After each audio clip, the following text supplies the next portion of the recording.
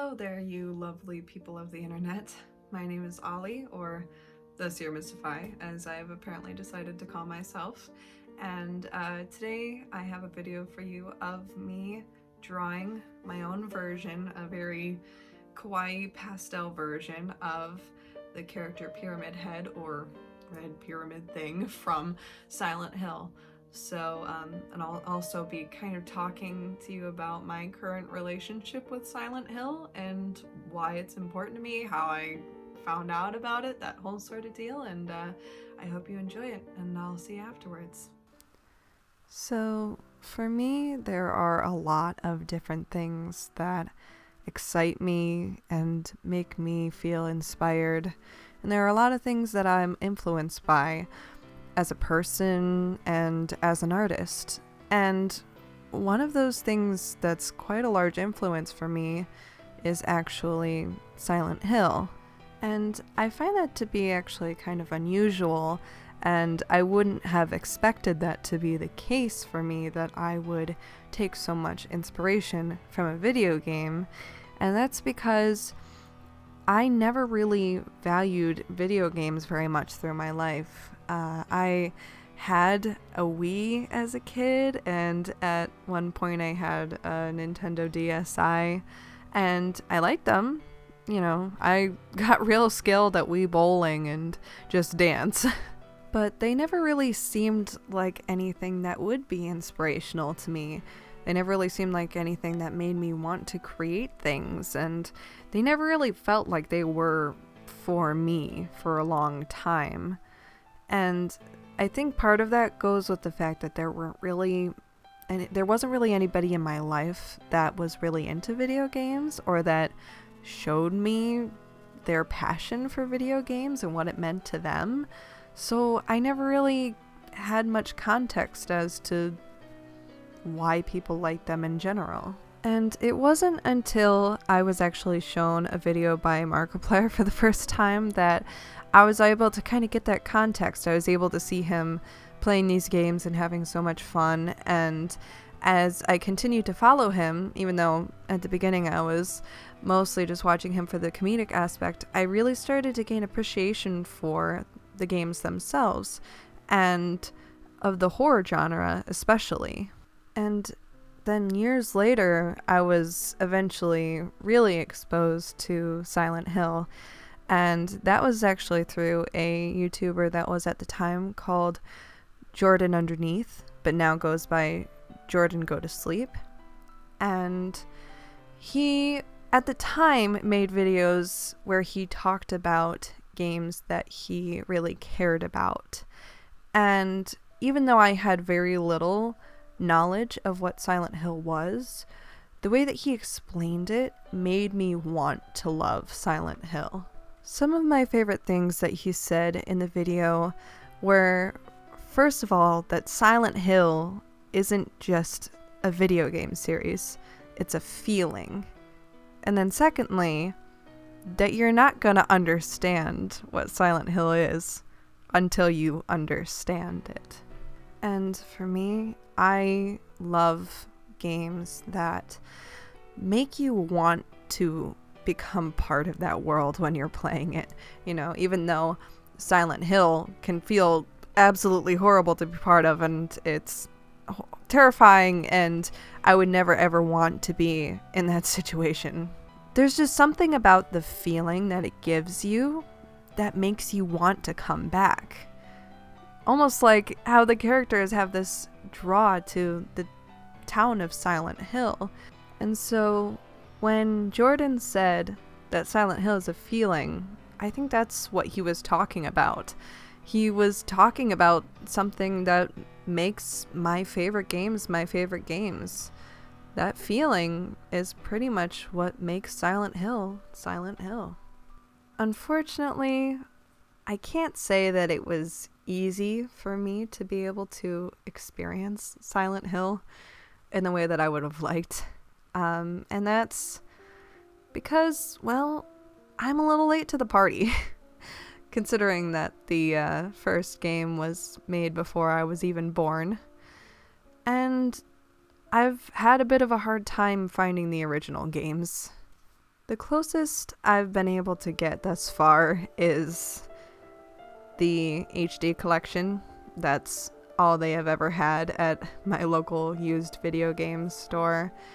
And so that's what I played. I played it before I knew kind of the criticisms that people have had about it. And though I am currently trying to hunt them down online, the original games, I haven't been able to get there yet. So far, yeah, I've played the versions from the HD collection, and then I've seen a playthrough of the first game, and as of right now, I haven't seen the fourth game. I'm saving it until hopefully I can play it and play it in its original context. And that's something that I've discovered as a new fan of the game trying to get into it, is that it's not a very welcoming game series to start off on now. As I've been saying, it's hard to find the games at all.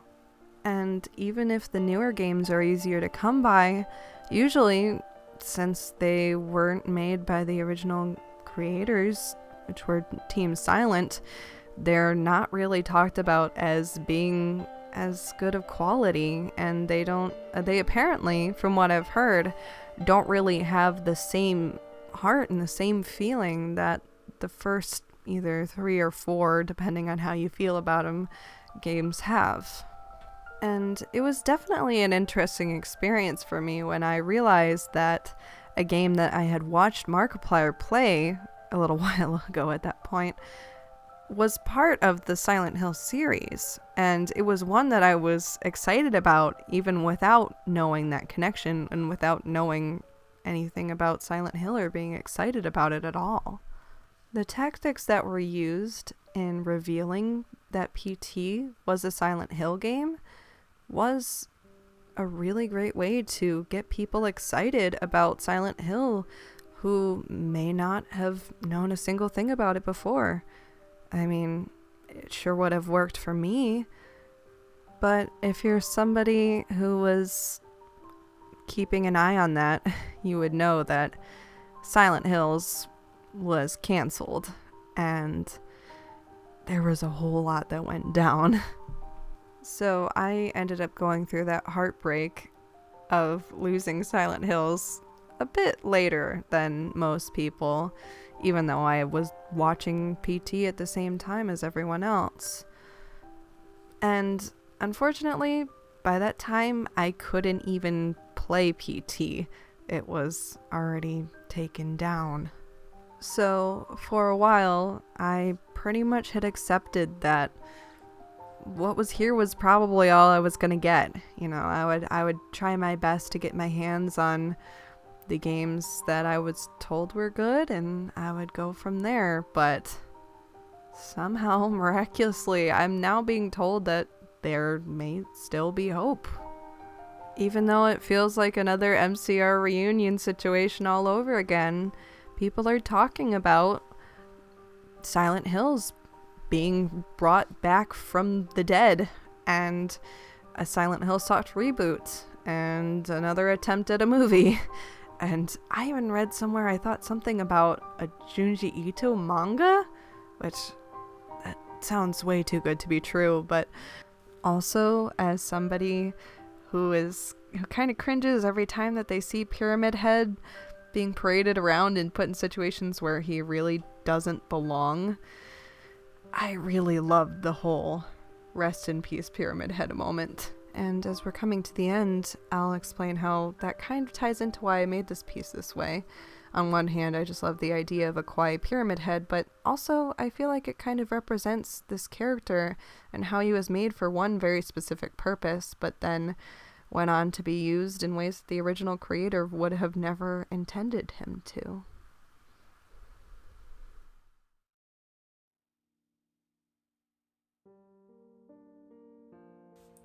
Alrighty, so there we go. What do you think?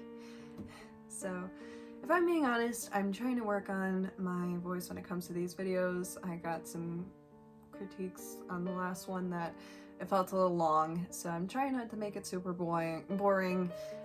So if you have any advice for me on that, please let me know in the comments if you wouldn't mind. and a few other things. The music in this video was done by Mew or Muji.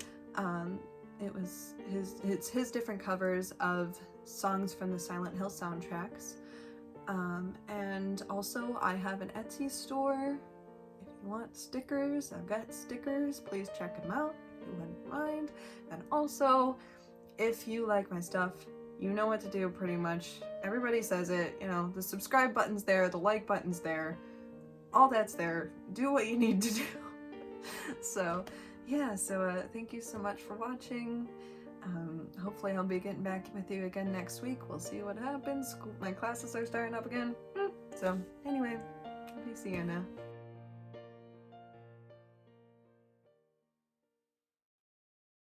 And it was his different colors of colors. That's not what I'm supposed to say. I'm supposed to say covers.